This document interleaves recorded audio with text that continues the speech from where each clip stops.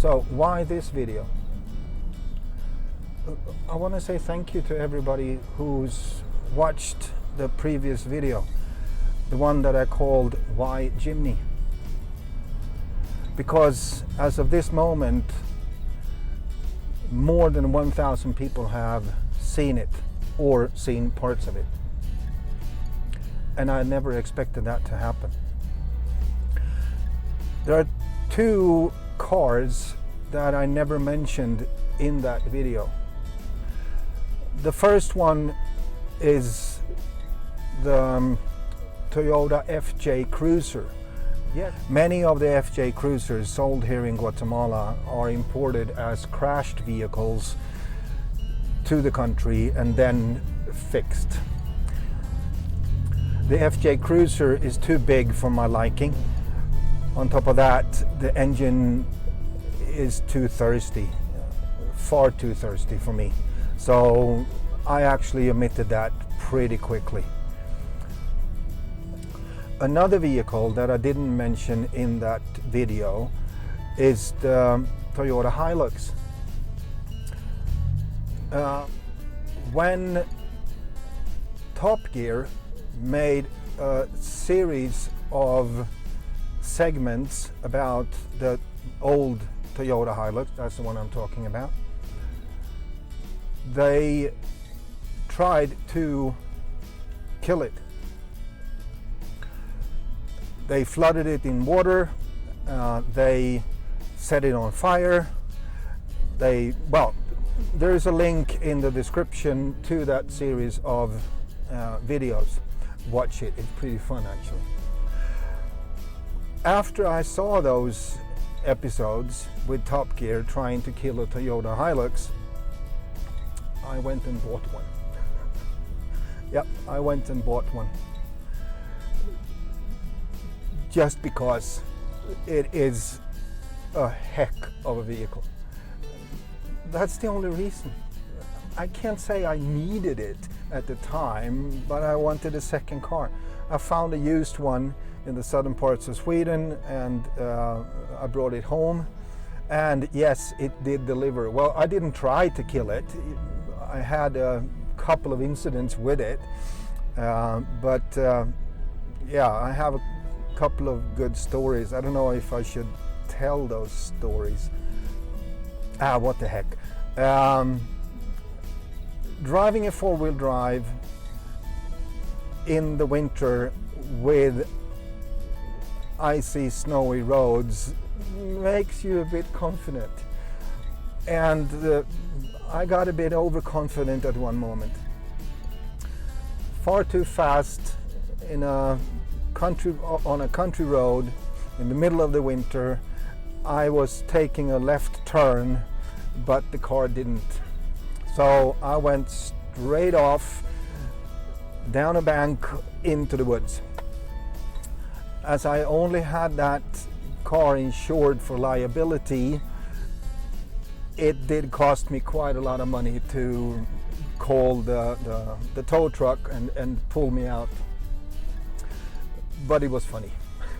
It was funny. I was far too cocky at that moment.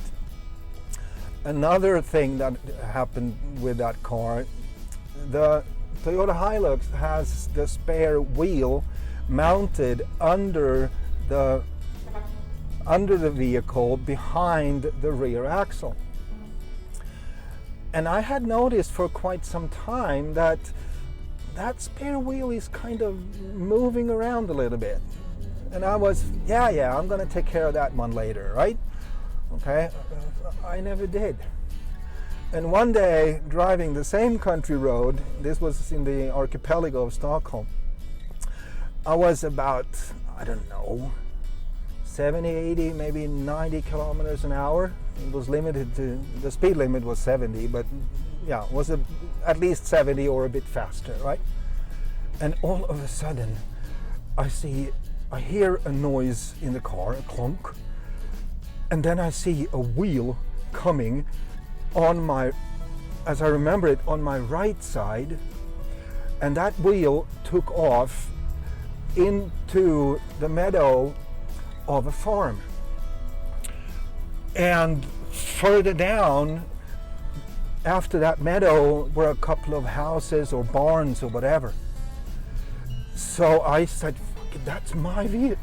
Sorry, that's my tire. I lost it." And those tires are pretty heavy. And at 80, 90 kilometers an hour, the weight is even more. So I just hit the brakes and turned right into the road that went to the farm, got out of the car and went looking for the wheel. I never found it. And I was so embarrassed of what happened that I didn't spend more than, I don't know, maybe 20 minutes looking for the tire. And then I went back to the car and just fled the entire scene. Okay, to my understanding, nothing. The tire never hit anything. No person, no animals like cows or sheep or whatever. No houses, nothing. But I never found it. And that was the second story. I have a third one involving my youngest son in Sweden.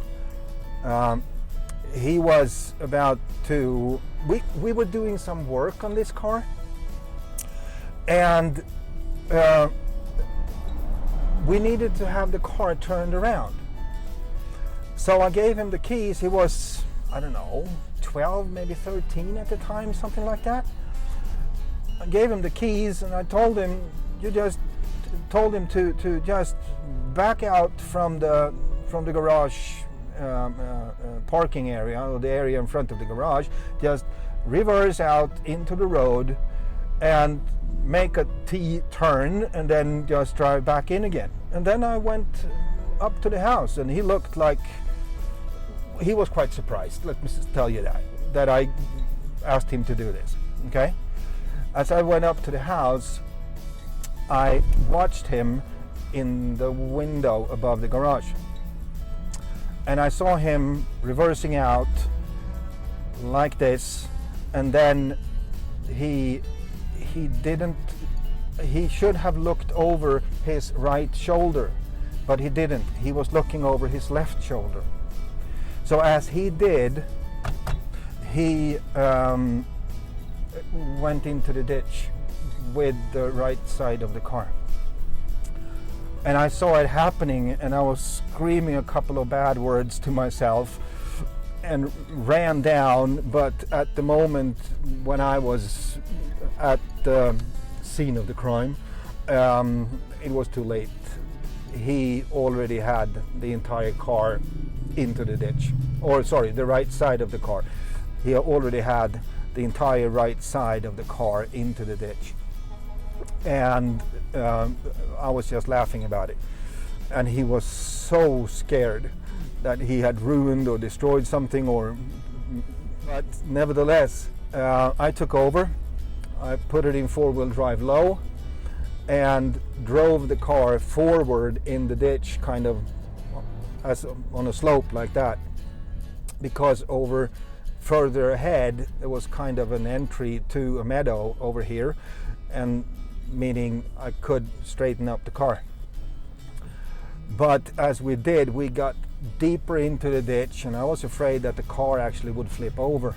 So I opened up the driver's door and I had him hanging like an extra weight on the door like this, trying to put some extra weight on the left side of the vehicle so it wouldn't flip over. I don't know if that was a good idea or not, but that's what we did. So, yes, I had very good memories of that Hilux.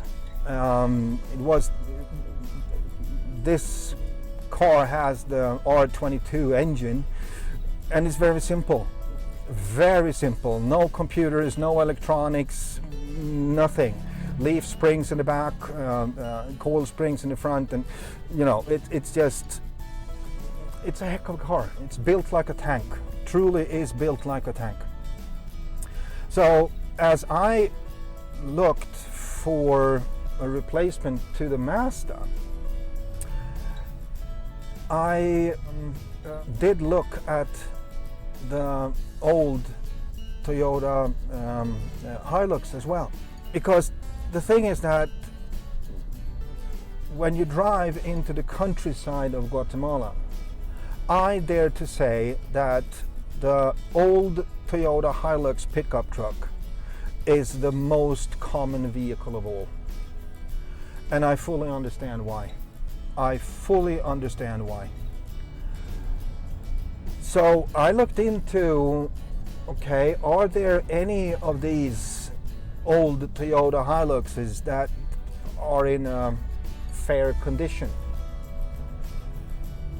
And some of them have been pimped pretty heavily, but that's just surface. It's just a shell. The important part is what does it look like under the bonnet?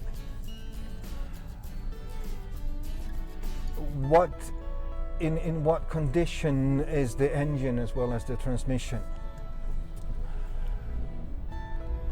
And it took me a fair amount of time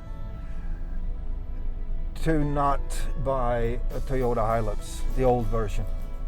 The new one is used or new is beyond my budget. So but the old one wouldn't be. I would be able to afford that. And despite how much I like that vehicle, I said no. Because I didn't want to buy a car and at the same time buy myself trouble. As I said in the previous video, why Jimny, buying a used vehicle in this country, it is to buy yourself into a bush mechanic vehicle. And I really did not want that. Again, those two vehicles, they didn't make it into the video, but yes, I did look at those two. Why didn't I look at Mitsubishi or Hyundai or Mazda?